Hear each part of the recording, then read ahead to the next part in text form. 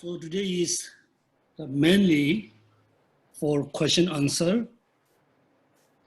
So please everybody feel free ask any kinds of questions, and also particularly question about your daily practice, question about Dharma, and most important, when you practice Dharma, sometimes you have a confusion how to apply, how to overcome, how to continue your practice. This is very common hindrance for Dharma practitioner. So somehow this is mainly question answer for Dharma. Still is positive activities, positive actions. Everybody,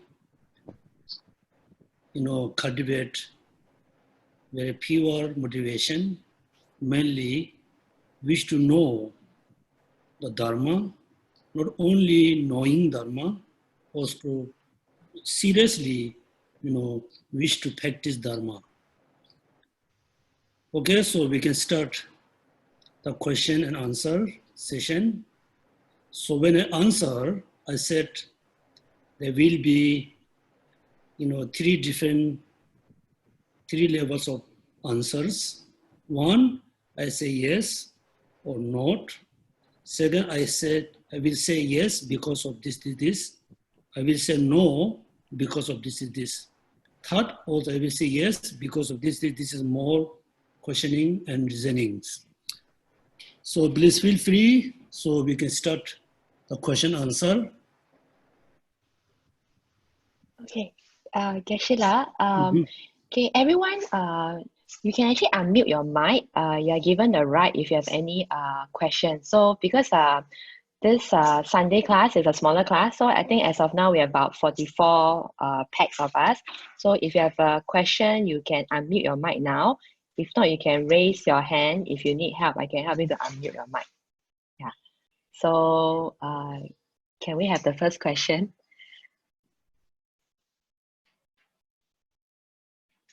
Kashitele, Geshe-la. Kashitele. This is Elaine. Would Geshe-la advise on how do we help someone that has a sudden cancer? Thank you. Also, thank you for asking this question. These days, many people has a cancer. Also in Singapore, I don't know, many Singaporean, within the people whom I know, so many of my friends has a different types of cancer. So when people heard about the cancer, people feel very scared, feel very unhappy. Actually, since we were born, it looked like we were born with a cancer, cannot be cured, which is the aging and death. The aging and death is, impossible to cure by medicine. Actually, everybody have to leave this world, one day, is sure.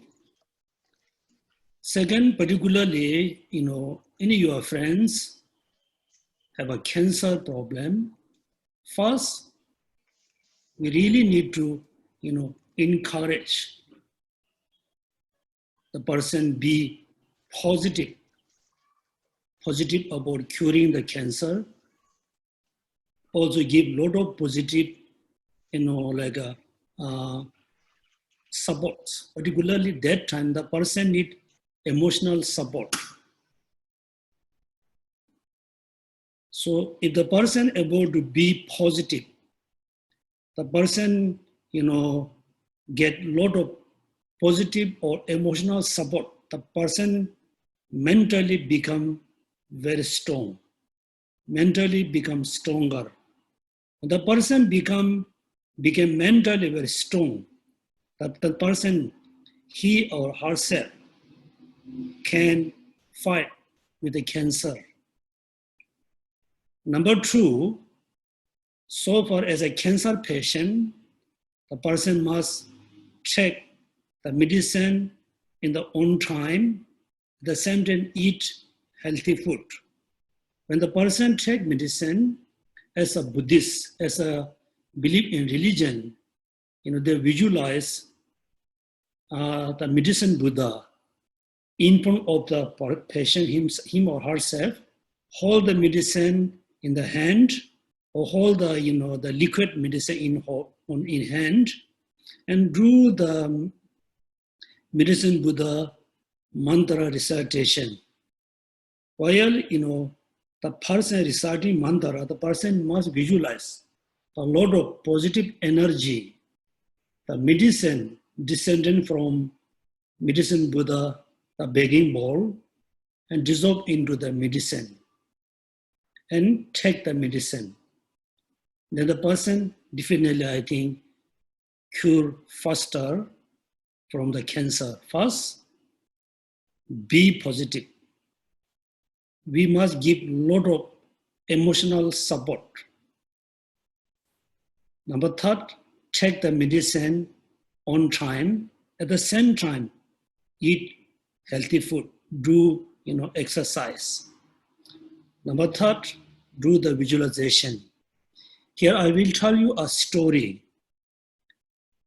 In my monastery, we had a very old monk.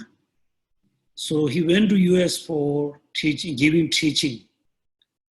So after many years, he got the throat cancer. It's the last stage. The doctor said, we cannot cure. You can live only few months.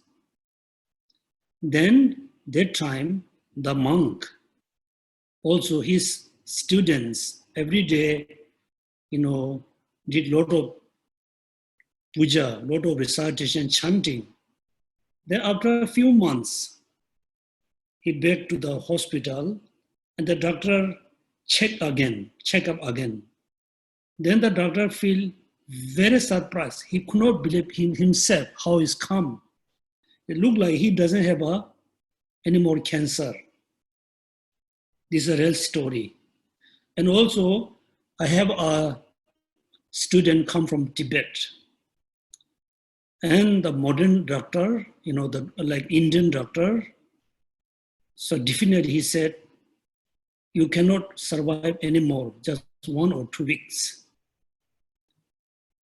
Then he give up everything, he have, I think, some possessions. So he, give away everything. He went to Dharamsala. Then he met a Tibetan doctor. So the Tibetan doctor said, let me check.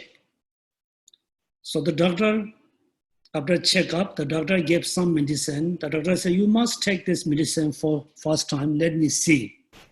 After he is taking the medicine for a few weeks, he feels much better. Then he took the medicine continuously. Finally, he fully cured. So it is so important to take the Western medicine. At the same time, you can take the TCM medicine. Sometimes cancer cannot cure, but the Western medicine can be cured by the traditional Chinese medicine or traditional Tibetan medicine or ancient medicines. So therefore, you need to give a lot of positive support or try to be positive. Yes, next question, please. Right, okay. Sheila, we have the next question. So we have, let me unmute your mic. Yes, your mic is being unmuted. Can you introduce yourself? Yeah, good morning, Geshe-la and everybody. Bhavani here. Hello, Bhavani. Yeah. Yeah, Geshe-la, I have a more technical question related to my studies. Can you hear me? Yeah, very well. We can hear you. Yeah, relating to cause and effect.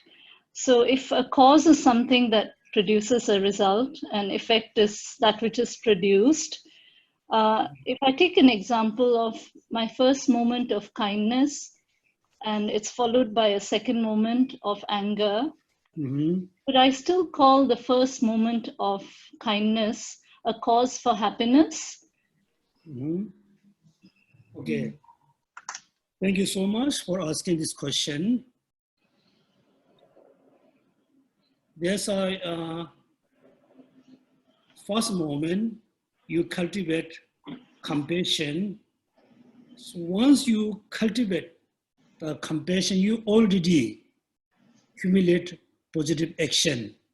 This is called the mental action, not the physical and verbal action.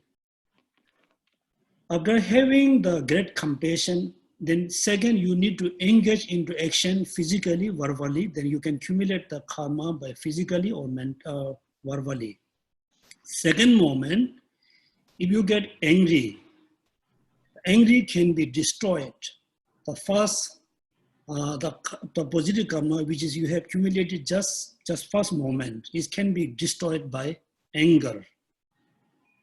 Therefore, each time after you have done your practice, your positive action, it is so important to dedicate.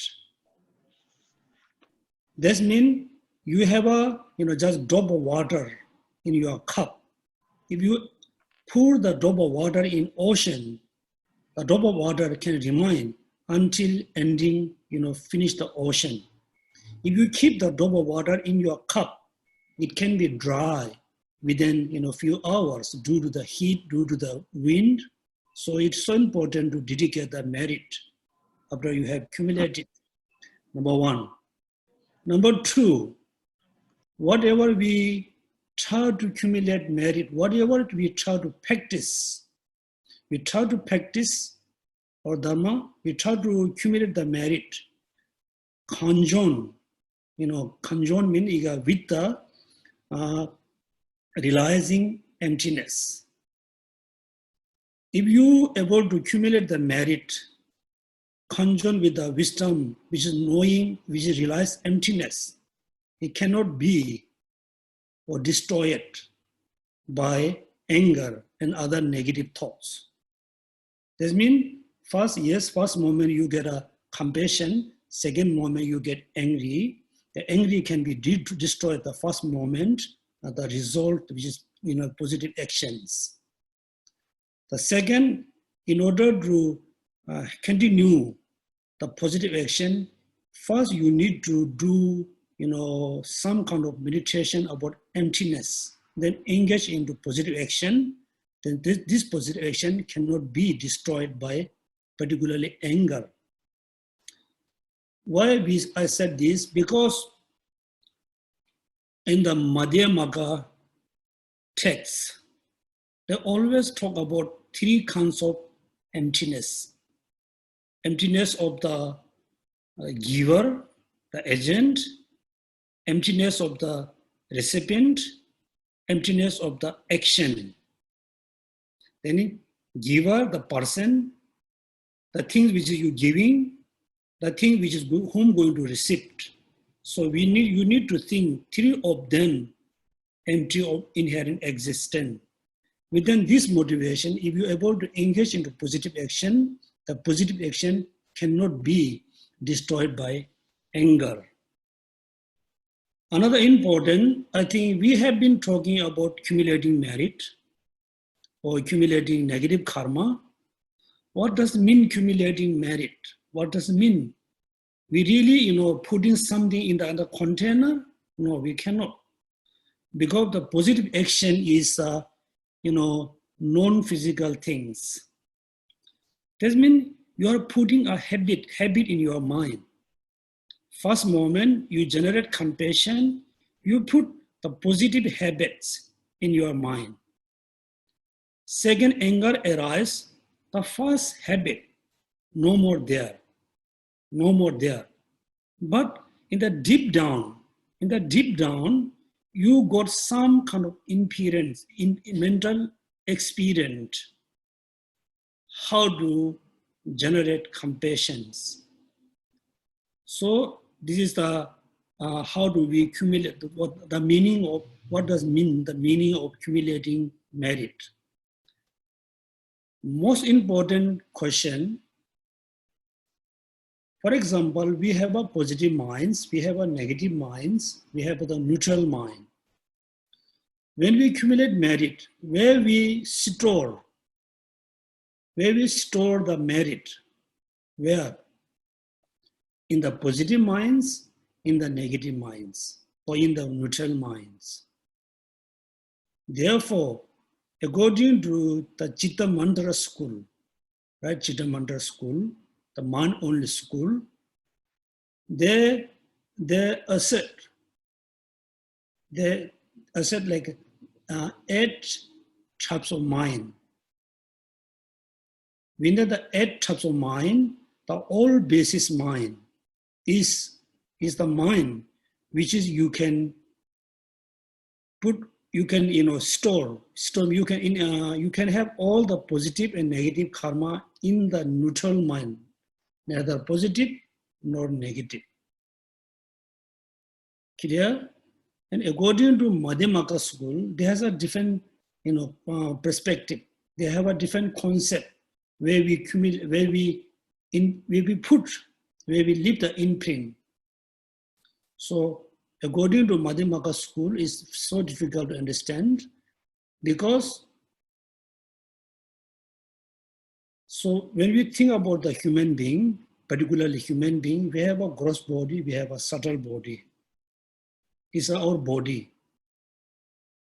When we think about ourselves, as a person, we have 2 kinds of identity. One is based on the 5 aggregates we just name, the person, animal, her or him, based on the 5 aggregates. Second, we name as a person based on the 6th mind, the 6th mind. Therefore, according to Madhyamaka school, all the actions leave imprint on the 6th mind. Yes, for you, first you generate compassion, you accumulate positive action. Second moment, get angry, it distorts your the result of compassion. If you conjoin with the realizing emptiness, it cannot be destroyed by anger. Second, where the karma, where the positive action, store, there's a 2 different concept. Can I have a second question, please? Yeah, thank you, Geshe-la. Just a very quick add-on, if that's okay. Yeah. I was curious about a primary cause or uniquely indispensable cause. Does it have to be a substantial cause? Can it also be a cooperative cause? Okay. In Tibetan, we call Nyerlen substantial cause. Second, we call Lenji Chechen, like primary or secondary cause. So all the physical things must be, the substantial cause must be sustained. A substantial thing cannot be cause as a substantial cause for the mind. The mind, the substantial cause must be mind. It cannot be physical things. That means that all the physical phenomena must be arised from the substantial primary cause. All the non-physical things, like particularly minds, all minds produce mainly the substantial cause by mind. Related to this question is a very, very, very important question as a Buddhist.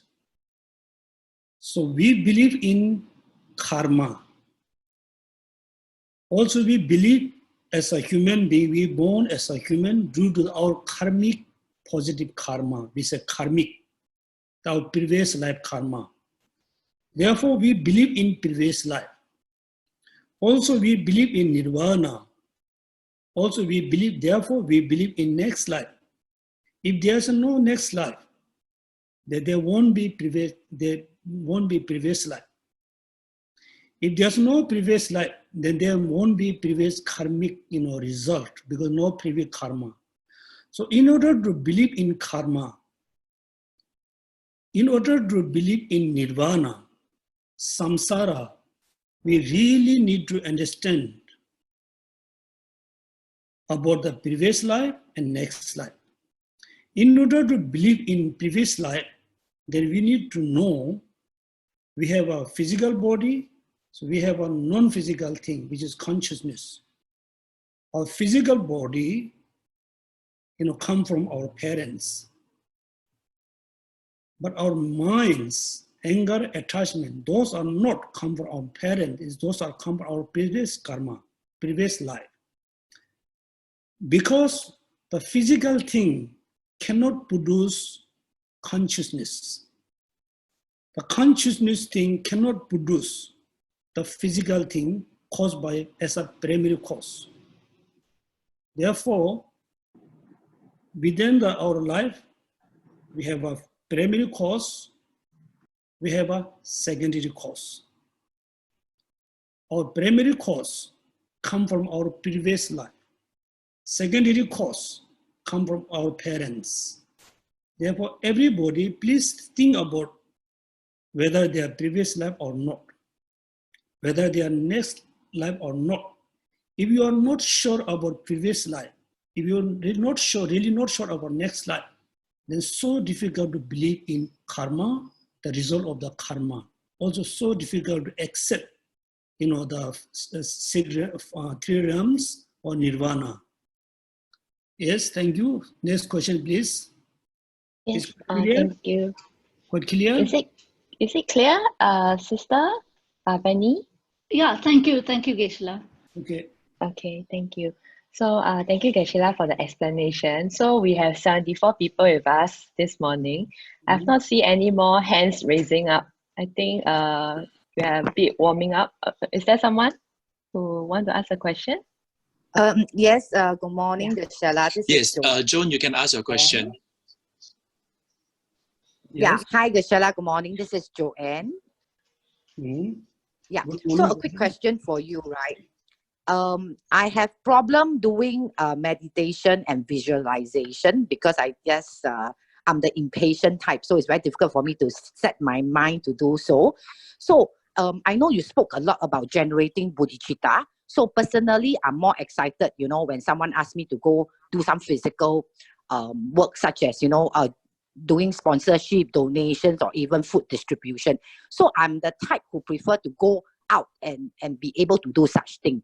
But that's not to say that I don't believe in what you say about meditation and visualization. It's just that I cannot understand how my ability to do it will help save or benefit sentient beings, So how would you give me advice? Are these hindrance or obstacles to me, being on the right path to Buddhahood? Or, it's just my physical actions of generating bodhicitta. I prefer a more action type, versus sit down meditation type. So how would you give me advice on how to proceed? So first, I really rejoice. You always like to do, activity to benefit others. As a human being, we must do the good activity to benefit others. Because as a human, we live in the society. If you support others support you. We are very dependent each other. I really rejoice your daily, activities.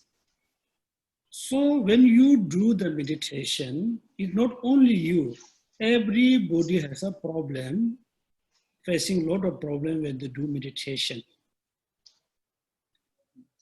You just think about since you wake up until now, how many different activities you have done. When you woke up, what did you do? In bathroom, what did you do? If you recall step by step, almost 75% we cannot remember.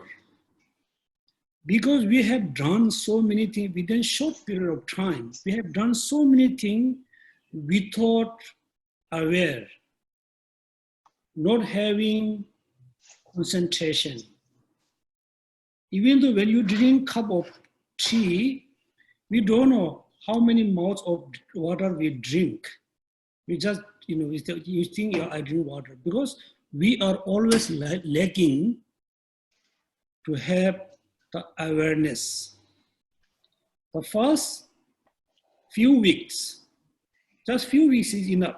Just few weeks, you just try to aware what you are doing each moment. Yes, now I'm going to kitchen. I reach to kitchen. Now I am touching the cup. Now I am touching the spoon. Now I am cooking food. You need a lot of concentration. Concentrate what you have been doing for a few weeks. Then for you, very easy to do the meditation. So when you do meditation, also we have one problem. It's a very serious problem, because at the same time, within short time, we try to do so many things. First, do recitation, we visualize all the Buddha and Bodhisattvas. Second, we try to practice compassion, visualize sentient beings. We still have visualization, the visualization of the Buddha and Bodhisattva in our mind. It's also became kind of distraction. So you need to stop. Okay, I finished the visualization. Now I'm doing, meditation on compassion. We just focus on practicing compassion. So in order to have, good concentration, first, every day you try to aware what do you do. Second, so when you are totally free, nothing to do, first few days also you do a lot of the breathing meditation. You just focus your breath in and out, in and out. And this moment, you don't need to worry, any other things. Just focus your breath in and out, in and out. Number one. Number two, when you focus on your breath, so I can tell you there's three syllables: Om, A, Hum. Om, A, Hum. So when you breath in, you just the voice look like Om. You breathe in. You look like you are listening the sound of Om when you breathe in. Then definitely you need to hold the breath as much as you can. Don't force to hold long time. Hold for as much as you can. While you are holding the breath in, look like still you are listening the voice of Ah. Ah. So when you breathe out the breath, you are look like listening the voice of Hum. Om, A, Hum. Om, A, Hum. That means you fully focus the breath. All your breath in and out, remain is always transferred into Om, A, Hum. If you do this kind of practice, then I think it's quite easy. But within a short time, you please don't try to do so many practices. While you do your meditation, just do meditation. While you are meditation, you remember to recitation, chanting, you will remember, it reminds you, like visualization, you must stop. So it's then, I think, for you very easy to do the meditations. So meditation, there's two big, very, very big obstacles, right? One is while you fix your mind on the single object, you cannot fix. There's a distraction. The minds run away, run somewhere. Second, your mind is still within you. The mind is still on the object, but not so clear, very, blur. So while you're doing meditation, you need to focus two things. The mind is very clear, stillness. At the beginning, you cannot. When you cannot do this, then you feel very discouraged. You feel, I cannot do meditation. So still, you do meditation, take a rest. Rest. Why are you resting? Also, you should not have a lot of mental activities. Merely just rest, do the, the breathing meditation.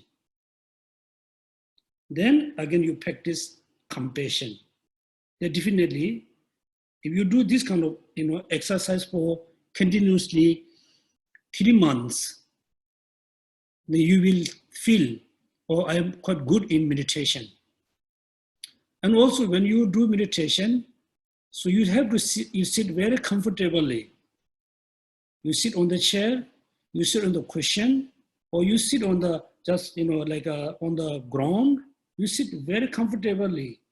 If you are physically uncomfortable, also you become your hindrance. Yes? Is quite clear? Yes, to add? Graciela, thank you so much for your advice. We'll try to. Thank you. Okay, so then, okay, the next question will be from Zoe. Please? Hello, Geshe-la, Rashidale, everybody, morning. Geshe-la, just now in answering other Dharma sister on the practicing bodhicitta and compassion, because we live in this degeneration period, very often we have to practice wrathful compassion. So you were saying before you do that, we should meditate on emptiness. So what is an effective way of meditating on emptiness in such occasion? Because usually we have very short time to do it. Is meditating quickly on the Arya Nagarjuna's Ratnamala's negation on the 6 aggregates enough for this situation? Thank you, Geshe-la. Thank you so much for asking this question. Yes, life is very short. This morning I thought about the life. So I'm not going to take a lot of time. Look at, since we remember our childhood, then I think most of you spend more than 20 years in school and college, university, been so busy. That means 20 years finish. Then or 30 or 40 years, everybody been so busy in the office, in the workplace, whatever you have been doing. 40 years, very busy. So we are already become 60 years. So within the 60 years, also we've been so busy. Someday we are very happy, someday we are very upset, someday we face so many difficulties. So almost 60 years, we never feel, I'm very content, I'm very happy. Maybe you feel very happy while you are in the college or university. After you retire, then also you feel very, big problem with your families.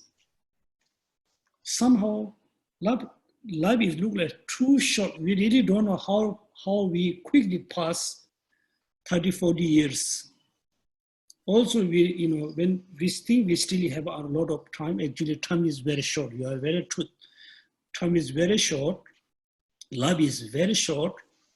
Within the short life, we've been so busy. So how we can do, such as a lot of practice, particularly practice of emptiness. All the knowledge, understanding of emptiness mainly help to understand emptiness of you, emptiness of your mind. Mind.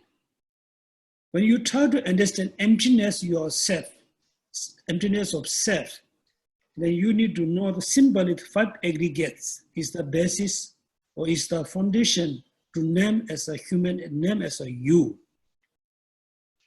So you are mainly named based on the 5 aggregates. 5 aggregates. When you study one by one, you are none of them. You are not the body, you are not the feeling, you are not the discrimination, you are not the, like a concept consciousness. Then you will notice, oh, I exist, but I'm not exist independently. Then you will understand emptiness of self, yourself. Then mind, also very important to know, the mind is emptiness, empty of inner existence. Because mind is the most, like a trigger in our life. Happy because of mind, unhappy because of the mind. When you realize emptiness of the mind, then for you, very easy to control happiness and sufferings. Then second, you just try to understand emptiness of the mind. You don't need to think about so many other phenomena. Mainly just think about emptiness of self, emptiness of the mind, particularly emptiness of the mind. When we think about minds, we have a gross mind, which is the 5 consciousness. It's a very gross. Also, it looks like very temporary. So look, you can slowly, when you're getting very old, you cannot hear, you cannot see, you cannot taste, you cannot feel. The 5 aggregates almost finished, no more there. Still you feel you have a consciousness. Within the consciousness, still there's a very subtle and gross, or very subtlest.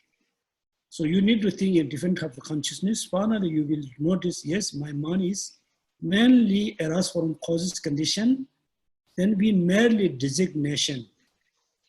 Therefore, don't think, too many other phenomena, mainly try to understand emptiness of self, emptiness of the mind. So, if you do only meditation of emptiness, it can reduce your negative thoughts, particularly reduce anger, attachment. Because you cannot see something there, you can be angry about it. You cannot see something there, solid phenomena, which you really like, which you really love. Therefore, through knowing the emptiness, it definitely it helps you to reduce your anger, attachment, desire. But it doesn't help you to be very compassionate. It doesn't help you to be a very kind person. In order to be a compassionate, kind person, then second, you need to know the truth nature of the conventional truth, dependent arising. So things are empty of inherent existence because of dependent arising. Things are arise dependently because of things are not exist inherently. That means dependent arising, emptiness are just one entity, two different sides. So you use the both logic. Things are empty of inherent existence because things are arise dependently. Things are exist dependently. Therefore, everything empty of independent existence. Why things are arise dependently? Things are exist dependently. Nothing can be arise independently. Therefore, you use, in order to understand emptiness, you use the reason dependent arising. In order to have a, very strong conviction about dependent arising, also you use empty of inherent existence. Therefore, true truth is one entity, different oscillation. So you don't need to think a lot of logic and reasoning, just think dependent arising and emptiness. Because of emptiness, arise dependently. So mainly you do meditation of self and emptiness of the consciousness based on having understanding of meaning of dependent arising. Quite clear? Thank you, Geshe-la. Thank you so much. Okay, thank you, Zoe. So we move on to the next question. Sister UN. So Sister UN, your mic is unmuted. Yes, go ahead with your question. Morning, Geshe-la. I have a question. This is about obstacles in life. My work and my life is very intertwined. I always feel that I put in 120%, I maybe get 30%. There's a strong will to succeed, a lot of patience, but very frustrating, very tiring, because after 30 years working, I still feel very disappointed with myself. How do I feel joyful and light at work and to get results? I mean, with the people around me and also for myself. Thank you. Thank you so much for asking this question. When we think about the society, the human society, we say we live in the modern society. We live in the very developed country like Singapore. Yes, we need development. Also, all the developments must be caused to have a happiness for all humankind. In the ancient time, they didn't have such as advanced technology, such as advanced transportation, such as, we can say the artificial hygiene. This moment, we can see we are very hygiene. This is very artificial. If we compare with the modern society and who live in the modern society, compare with the ancient society, the people who live in the ancient time, you can see the huge difference. We can see, in people, ancient time, they are very backward. Look like they have a lot of sufferings. We think we are very happy in the modern society. We think we have a very easy life. No. Ancient time, the people has a lot of physical problems, a lot of physical challenges. Mentally, they are very happy, very content. They have a very little distraction. The modern time, physically, it become very easy because you no need to carry like 40, 60, 80, 90 kilo and carry and walk like 4, 3, 5 days or a few months. We just go airplane with the things. Physically become very easy. Mentally become more difficult. A lot of frustration, anxiety, disappointment, a lot of competitiveness. So in your work, you have been working for the company where you are for more than 30 years. It's not easy to have a satisfaction, particularly in Singapore. Singapore is a very small, like a nation, small country. Everything you can see very obviously. So therefore you feel very frustration. Also, when you work for the company, you put a lot of effort. You put your all energy, all your timings, all your effort. But the boss not happy about you. The people who work around you, they are not happy about you. You also not happy about them because we have a different expectation. So in order to feel happy about your work, first you think, right now we are living in the modern society, particularly living in Singapore. There's always a lot of, misunderstanding, miscommunication, different expectation. I cannot fulfill happiness for everybody. Everybody you cannot. So far, physically you are healthy, financially you are very secure. If you're still able to do what you want to do, then you feel just happy about it. Physically, I'm very healthy. Mentally, I'm healthy. Financially, I'm secure. I still earn enough money for survive. If you think this way, you feel happy about your daily life. Then another problem we have in the society. Sometimes we don't care about ourselves. We very care about others. If other people happy about me or not. If other people pleased about my job or not. Other people are very happy. You say, look, they're okay with my clothes. They're okay with my way of life.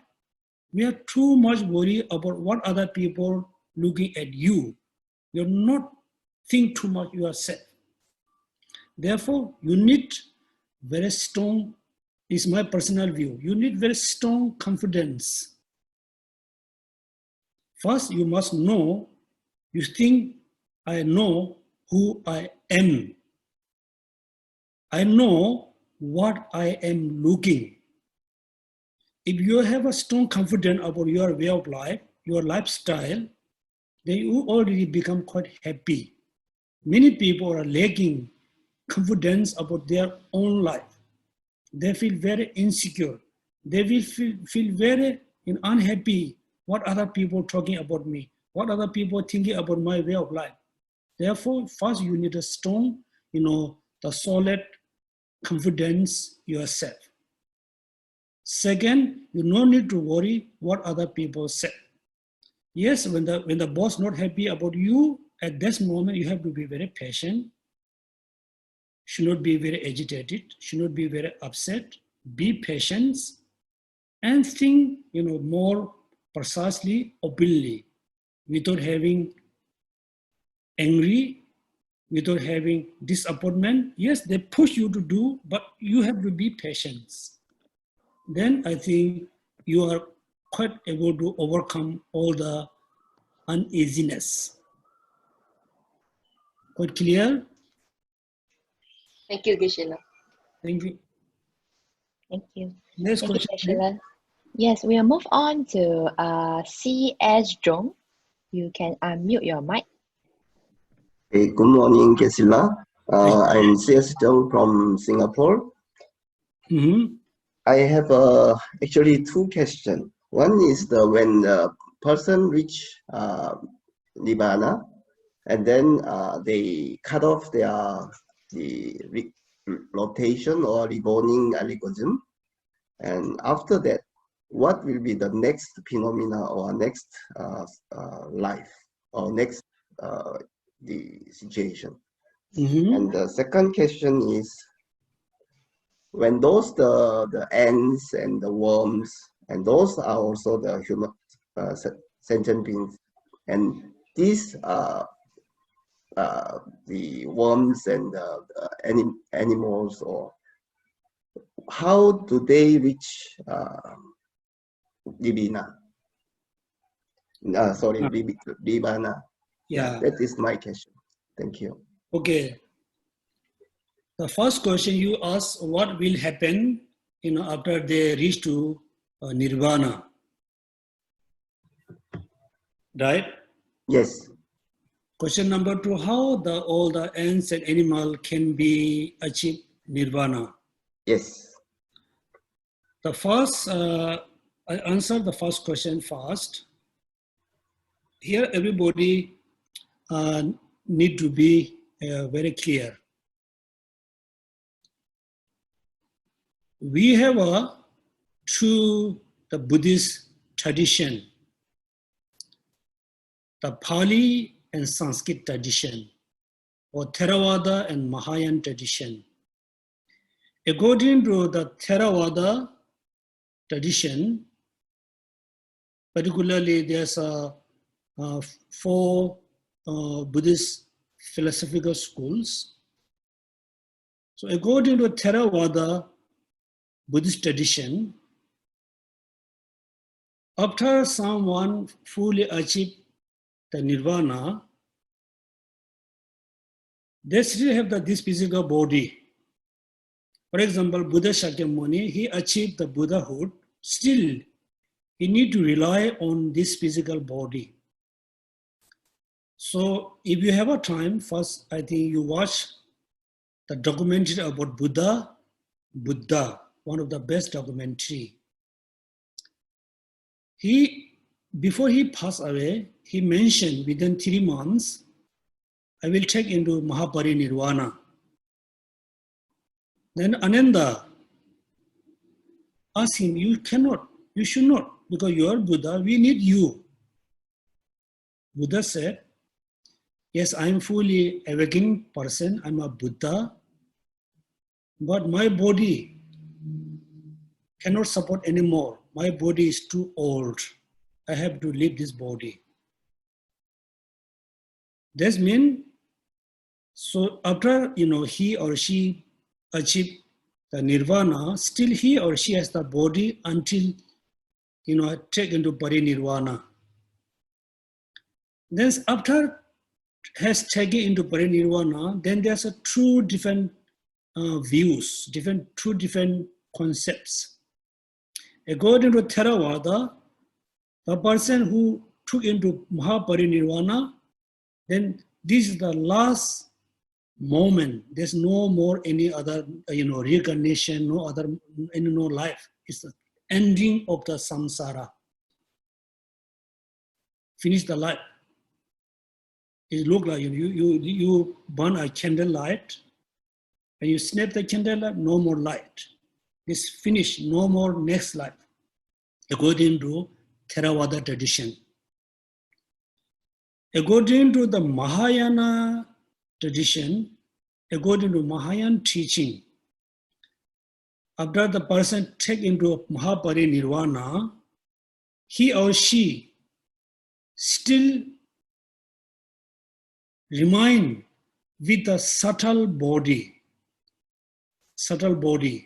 not the gross body.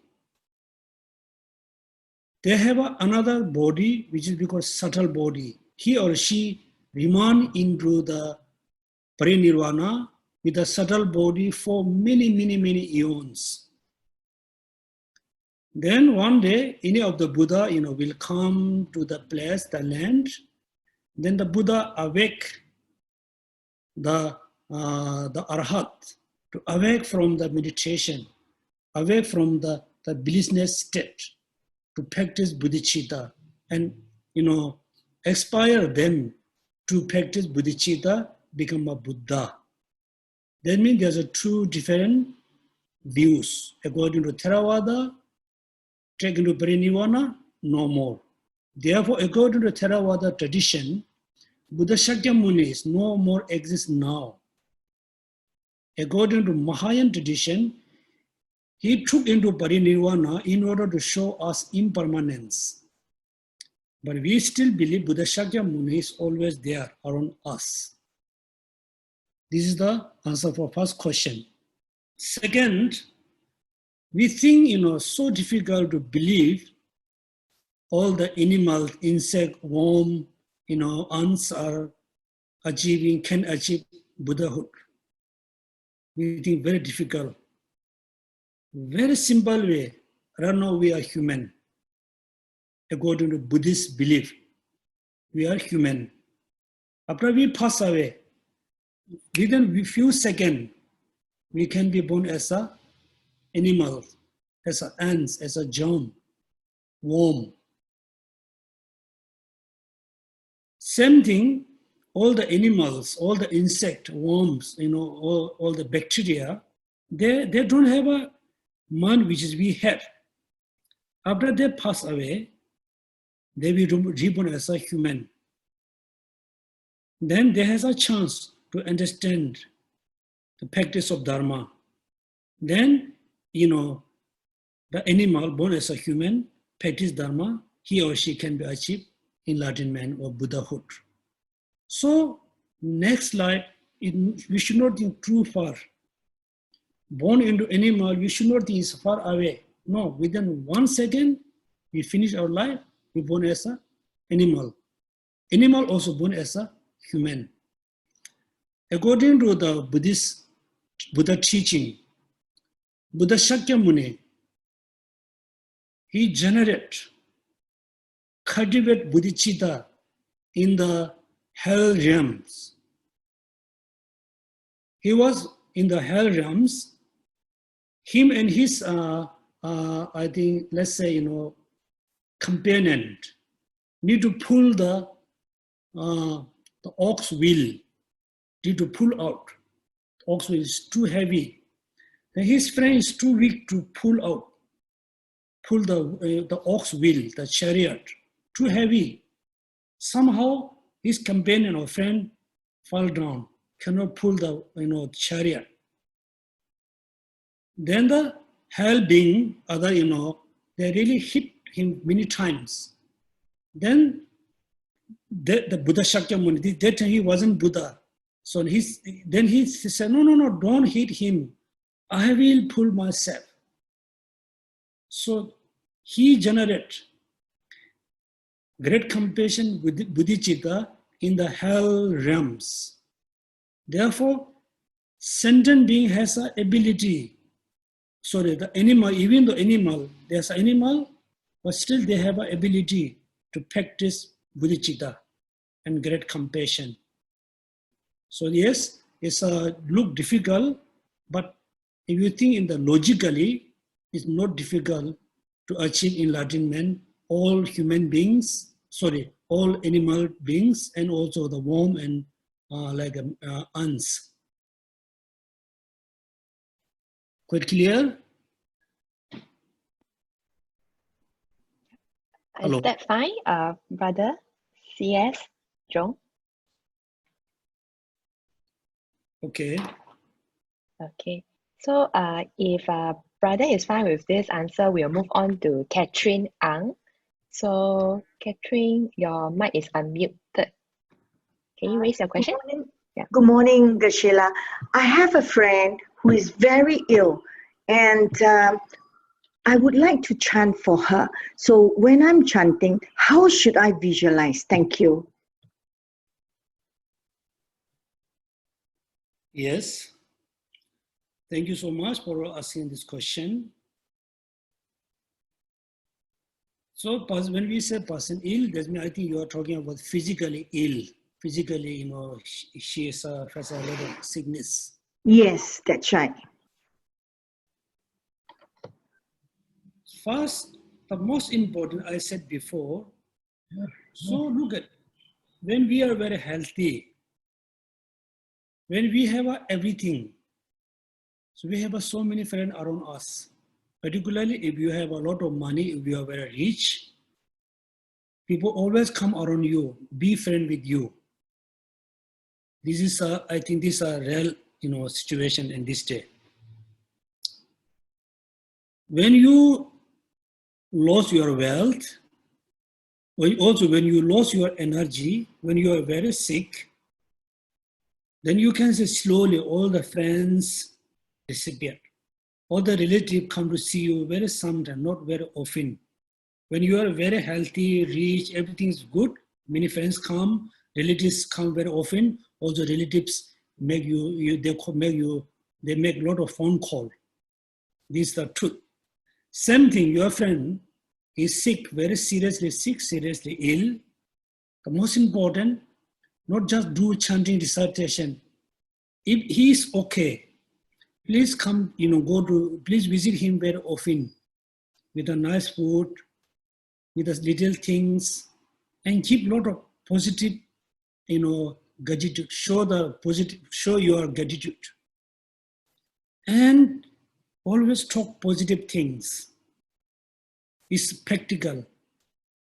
He or she says, oh, I'm very sick, I'm going to pass away very soon, Then you say, no, you won't be. You don't give up your hope. Give a lot of, the hope to survive. Then this is in a practical. So you are talking about your practice. So there again, you visualize your friend in front of you under the Buddha Shakyamuni, under the medicine Buddha. You visualize your friend just below the medicine Buddha. Then you just recite the mantra, While you're reciting mantra, also you visualize a lot of positive energies, the medicine, everything descend from medicine Buddha, dissolve into your friend's body. Slowly, your friend's body slowly fill up with the energy, nectar, blessing. So you can do, this is the best visualization to benefit your friend as a sick. So do this visualization. Then it's quite useful practice to benefit your friends, your friend. Thank you, Gashila. Thank you. Okay, Sheila, we have 3 more questions. So we move on to the next question. So Sheila, you mentioned about there is an emptiness mantra. So is it the same as the Heart Sutra? Actually, we say I think mantra of the dependent arising, right? Om ye dharma hetu prabhava hetunteshan tata gata haya vaditeshan chayo nirodha evam vadi mahashamanaya soha. This is the mantra of dependent arising. So you also, we have a translation, right? All phenomena arises from causes. The causes taught by great seer. So we have the mantra of dependent arising. And also right? Just symbols, just single also is considered as a mantra of emptiness, also considered as a single syllable of the perfection teaching. The one syllable of the perfection teaching. Here, everybody must know, so descendant Buddha into the planet, on the planet is also very, very rare. Very rare. So when Buddha give a teaching, within, simultaneously, with the same time, just say he give a teaching for 1 minute. Just 1 minute give a teaching. The 1 minute can be 1 minute for few groups. 1 minute can be filled as a few days, few weeks for certain group. Because different people has a different ability to listen the teaching. So same moment can be short, long, very long. The same teaching, Buddha just say The through just the single letter can be explained all the emptiness. Then same can become longer, like Heart Sutra. Then there's many other amounts of the perfection teachings. So therefore, I'm saying is the sixth syllable, is the single syllable of the perfection teaching, also is the mantra of emptiness. Then the mantra of dependent arising, also you can say mantra of the emptiness. Within the mantra of dependent arising, at the end, evam, or evang. There's a 2 different ways you can pronounce. Evam or evang is very, very, very important 2 syllables. All the Tantrayana teachings can be included into 2 syllables, evam or evang. So this one, I think when you have a time in the future, you can study about, the 2 syllable, evam or evang.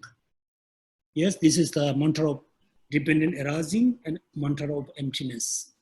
Thank you, Sheila.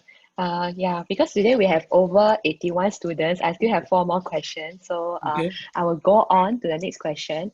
It's from student Tuk 10.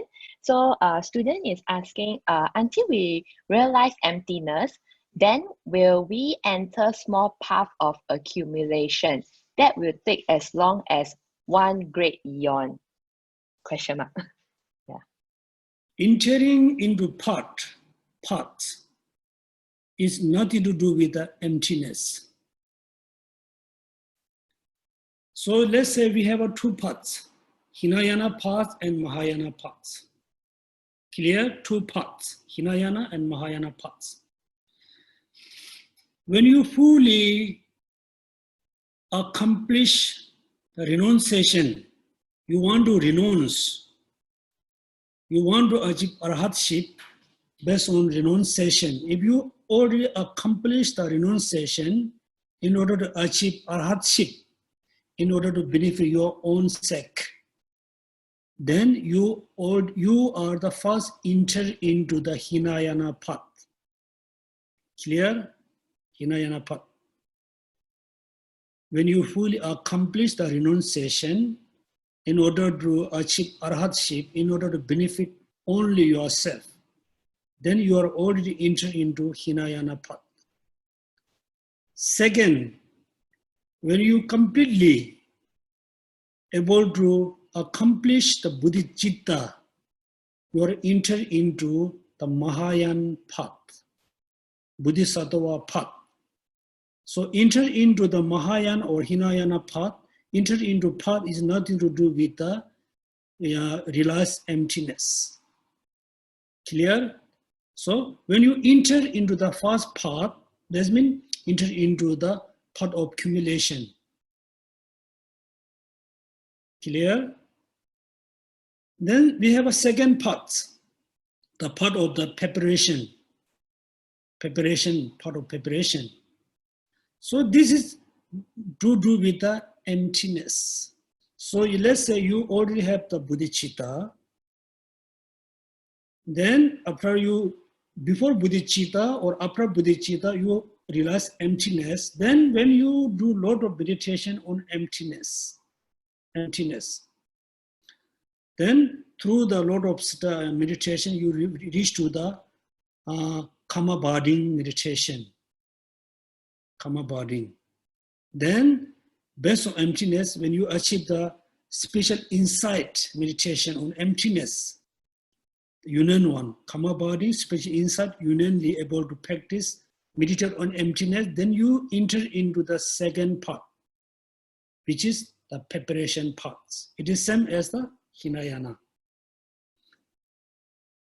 Third, when you realize emptiness without conceptual mind, when you realize emptiness, the direct mind, without conceptual mind, then you reach to the seeing parts. Therefore, in order to enter the first path, doesn't matter Hinayan or Mahayan, is nothing to do with the emptiness. Mahayan, bodhicitta. Hinayan, the renunciation, renounce or achieving arhatship. It's nothing to do with the emptiness. Then second part, third part, fourth part are more depend on how long you meditate on emptiness. Okay, clear? thank you. Okay, next question. Yeah. Please. Okay, I hope that is clear. If not, you can ask us on chat. So I will move on to the next question to student Ying Peng. So student Ying Peng, I will unmute your mic. Yes, can go ahead with your question. Hi, morning, Gershila and everybody. My question is, what is the difference between the meaning of dualistic appearance of the yogacaras and the prasantikas? Can you repeat, please? My question is, what is the difference between the meaning of dualistic appearance of the yogacaras and the prasantikas? Prasangika, okay. Non-dualities or dualistic? Dualistic. So why you ask this question?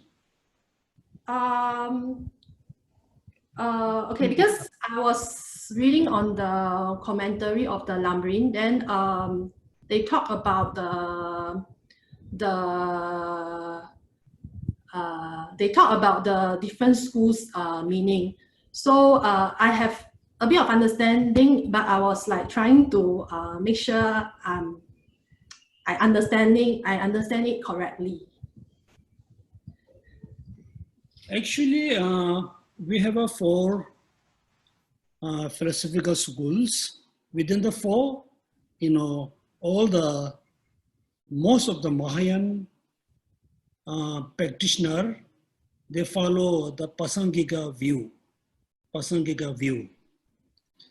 So when you do meditation on the correct emptiness based on the Pasangika views. So when you do meditation on emptiness based on from the Pasangika view, based on the Pasangika view, first you can see the subject, the mind, which is realized emptiness. The object emptiness is look like two separate. It's a dualistic. Then slowly you practice, you meditate on emptiness for many months. Then slowly you realize emptiness of the mind. So when you meditate on emptiness of the mind, then the mind is the subject. The emptiness of the mind is the object. When you're able to meditate on emptiness of the mind, this means the mind is the meditate on the emptiness of the mind. The emptiness of the mind is the object. Then become dualistic. There's no object and subject separate. Because the subject is mind, the object is emptiness of the mind. And that moment, there's no true object and subject. When you look at the like cup from your eyes, you can see that there's a cup, my mind is here. The cup and mind is 2 different phenomena. If you're able to see your eyes consciousness by your eyes, there's no 2 things. Therefore, if you're able to realize emptiness based on from the Pasangika view, then slowly when you're able to realize emptiness of the mind, then there's no dualities. They become non-dualistic. So I think you still have a bit confusion because you read the commentary of the Lamrim, you still read more, then it become more clear. I think still you have some confusion. Okay. Yeah, thank you. So we have more questions. Yeah, we have 3 more questions if you don't mind, Geshe-la. Okay, so yes, the last 3rd question is from Veronica. So Sister Veronica is asking, what is the purpose to visualize Buddha and Bodhisattvas in the 10 directions? First question. Second question is, what is the role of an idam? Role of the idam? That's right. Second question. That's all. Okay. Thank you so much for asking this question. You are very right. So why we need to recite all the Buddha names? Why we need to recite all the mantra? Why we need to visualize? Why? What's the purpose? First, we think about this. We think that way. So we have a mind. Being in samsara, our mind is always contact with the samsaric things. When you woke up, you can see the samsaric thing. When you think something totally new, also samsaric thing. Everything is in the samsaric. It also causes to arouse anger, attachment, desire, hatred, lot of. Then when you visualize Buddha, when you remember Buddha, so Buddha is not a samsaric being, he's fully enlightened person. It helps you to have a positive thoughts when you visualize Buddha. One Buddha, then you have a positive thoughts. Then visualize second Buddha, then you have a more positive thoughts. Therefore, we need to do visualization in order to remember the Buddha very often, very often. If you visualize every day for 24 hours, then one day you always remember Buddha. You cannot remember something else. Then your mind is always with the positive things. Second, why we need to visualize into 10 directions, so minis. So in order to accumulate merit, you need a field to offer minis. Therefore, you need to visualize Buddha's Bodhisattva into 10 directions, not only just 10 directions, in the 10 directions, millions of millions, billions of billions of Buddha. Therefore, when you offer one thing to the millions of Buddha, for you, very easy to accumulate more merit, lot of merit. This is the reason why we need to visualize. Number one, in order to remember Buddha, in order to have a positive minds. Second, in order to accumulate a lot of merit with a short time, with a very simple practice, you need to visualize Buddha and Bodhisattvas into 10 directions. Second, what's the role of the Yidam? I think many people, even though he or she received initiation, also I don't think they really understand the meaning of Yidam. Yidam. For example, let's say I visualize Mahakali, Palden Lamo, as a deity. I visualize Palden Lamo. So Palden Lamo is not my Yidam, is my protector. So visualize the Palden Lamo, to visualize the Yamantaka is a huge, big difference. When we visualize Mahakali, we visualize Mahakali as the protector, as my guide. So when we visualize Yidam, like let's say, Yamantaka, I'm not visualizing Yamantaka as my protector. I'm visualizing Yamantaka as I want to become like Yamantaka. Therefore, when you visualize, there's so many, steps. Few times you need to visualize yourself as a Yamantaka. I think it's still okay. I can share with you. In the Mahayana, in the higher Yoga Tantra, there's a two important practice: the completion and the generation. During the generation time, even though you are not, Yamantaka, you still need to think, I became Yamantaka, I became Yamantaka, I became Yamantaka. It helps you to separate the ordinary concept, have a more, ultimate concept. Then when you reach to the completion stage, then we talk about illusory body, clear-light mind, illusory body, Gulu. When you reach to the completion stage, look like you are true human being. One, you have this body, actually you are born with this body. Inward, within you, inward, you have another body. You cannot see, other people cannot see also. It's a very subtle. You already have some Yamantaka in your heart. Actually, the Yamantaka is, the body of Yamantaka is your body.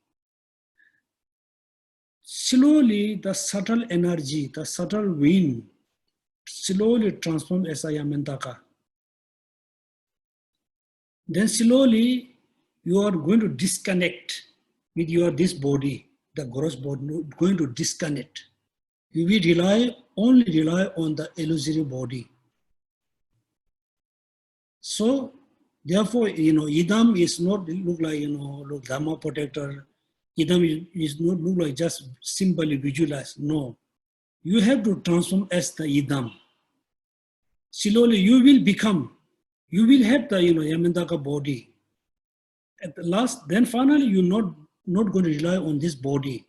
you're going to rely on the body which is look like the Yamantaka. So I think this is a answer for you. I cannot go further than. Next question, please.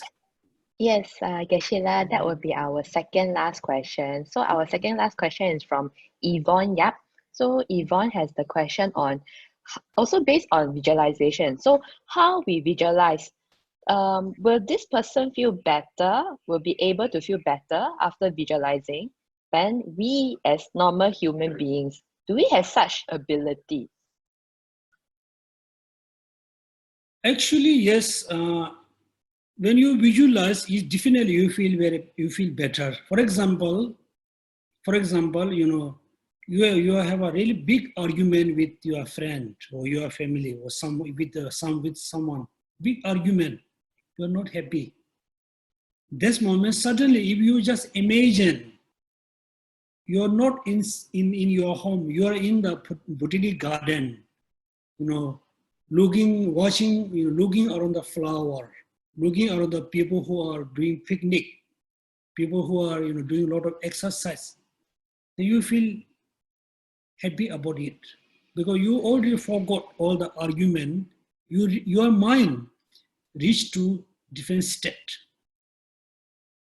Yes, definitely. Then particularly when you visualize you yourself as a, let's say, green thara, and also you feel good. You feel, oh, look, I'm not just simple right now, this moment. I'm not just simple, ordinary being. I'm become different. It definitely is help you to feel good about, feel happy about it.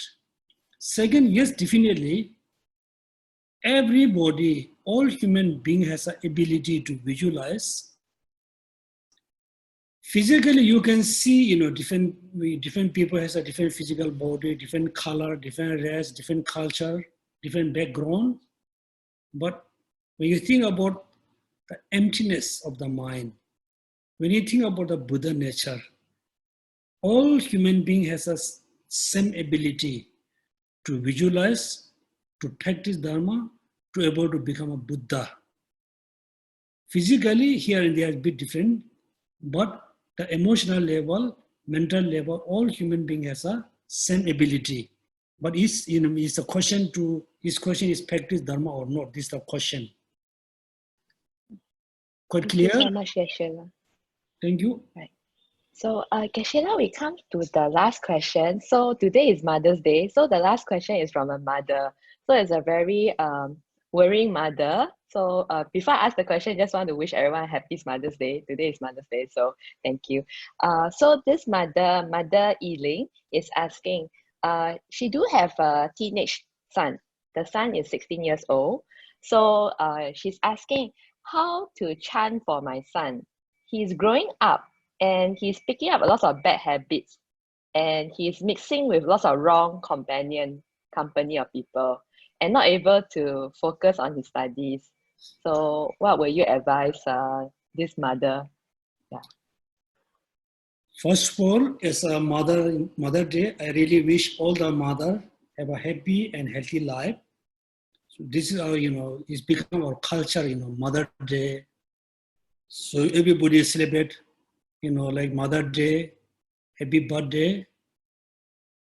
So we celebrate as a Mother Day, it's become very culture. It's not really you feel, oh, today is the day of my Mother Day. When you celebrate your mother's birthday, you don't have a really happy feeling. Oh, my mother was born this day in that place. You don't feel so happy. You feel my culture is my duty to celebrate her birthday. Also celebrating of the Mother Day is become just culture. You don't have a really happy feeling about your mother. So everybody must remember our mother.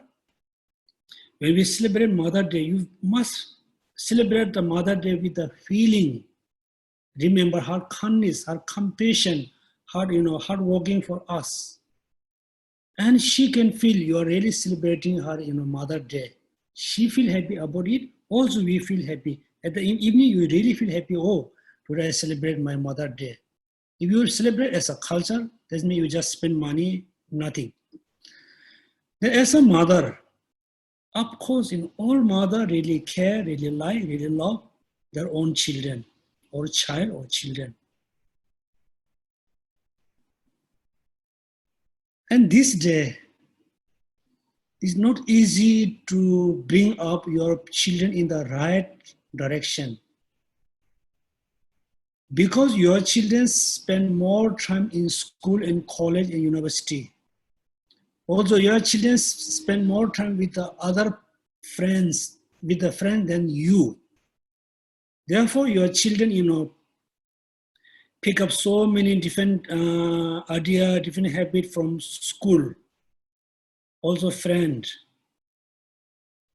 And also he has a lot of confusion, he or she has a lot of confusion, which is good. It's good to follow my mother, or good to follow my friends, or it's good to follow my classmates. Let's say your child always listen to you, always follow you, then he's so difficult to fit in school with the friends, in the classmate. In the school, he can feel I'm different from my friends. My friends are different from me.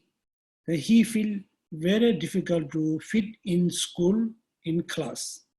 Also very difficult to have a good relationship with your friend, because your child and your friend act different way. Therefore, it's not easy to bring into the right directions.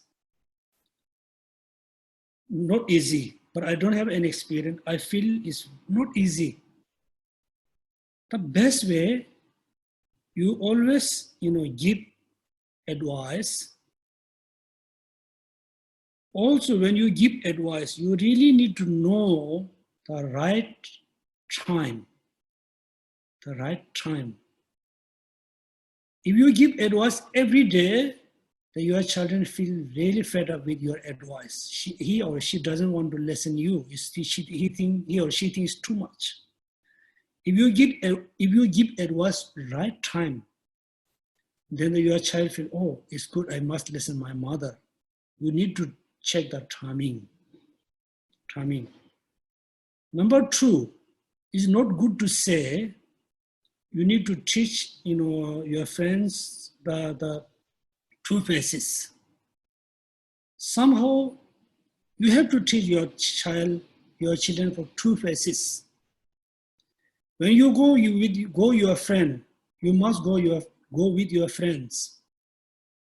But you need to show the two faces, even though you really don't like, but you have to show, oh, I like my friend, it's good, I like you, this and that. If your child has only just one face, then child cannot have any more friend. If he doesn't have any friend in school, and he doesn't want to go to school. So you need to teach somehow to have two faces. One is the actual face, one is the just artificial face. The recitation, chanting, can be, it's good to chant for your children, your child. Mainly you recite the mantra of the Manjushri in order to have a good wisdom. Recite the Om Mani Padme Hum in order to have a good heart. The most, you always, you give enough time, you spend enough time with your children. When he come back school, you don't ask about study, teacher, school, just give a good food, try to be relaxed, and slowly you talk about school, and you talk about class, talk about the lesson, and you give the advice, gradually. Okay? Good, okay? Yes, thank you so much, Yashila. Yeah, all our